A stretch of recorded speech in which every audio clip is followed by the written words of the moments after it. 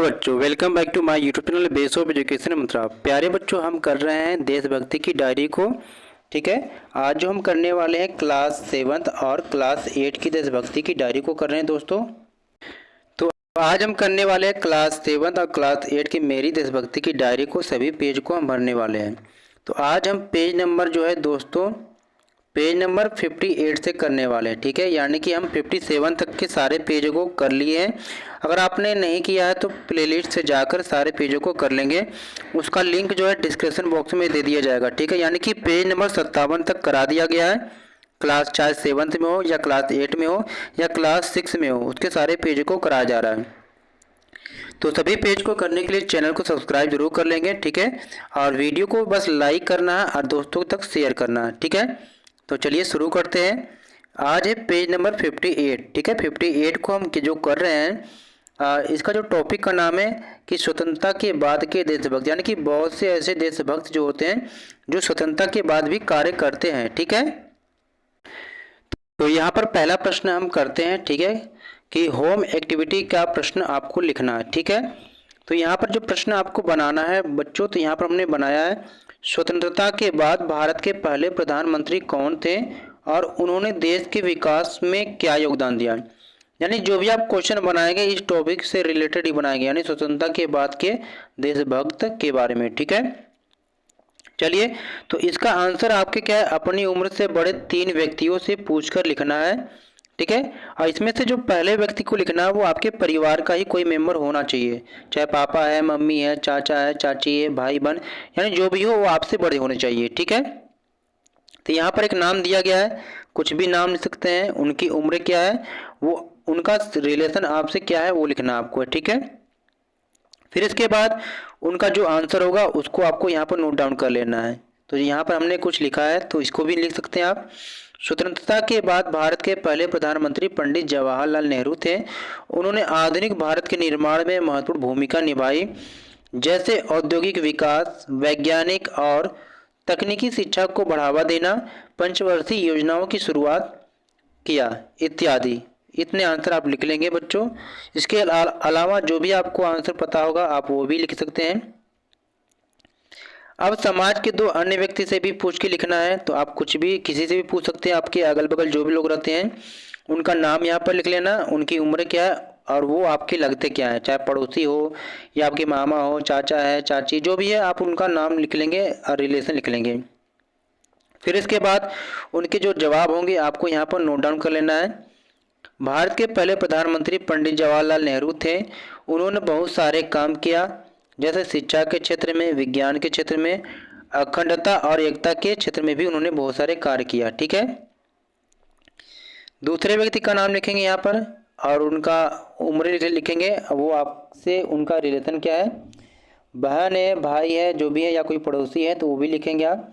फिर इसके बाद उनके जवाब लिखेंगे। स्वतंत्र भारत के पहले प्रधानमंत्री पंडित जवाहरलाल नेहरू थे। इन्होंने भारत की जनता के लिए बहुत सारे कार्य किए, जैसे गुटनिरपेक्ष नीति, धर्मनिरपेक्षता, शिक्षा और विज्ञान के क्षेत्र में, पंचवर्षीय योजनाएं चलाया इन्होंने और पंचशील सिद्धांत भी इन्होंने किया।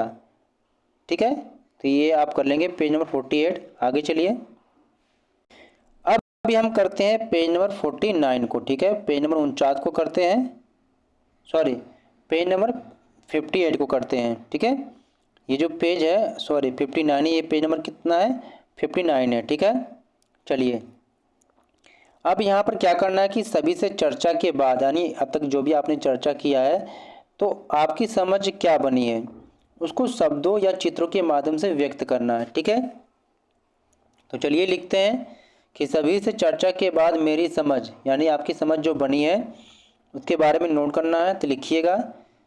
प्लीज़ वीडियो को लाइक ज़रूर कर दिया करिए। आप लोग अगर देखते हैं, देख कर लिखते हैं, यानी हमारी वीडियो से आपकी हेल्प होती है, आपकी डायरी कंप्लीट हो जाती है, क्वेश्चन आंसर कंप्लीट कर लेते हैं, तो एक लाइक ज़रूर बनता है।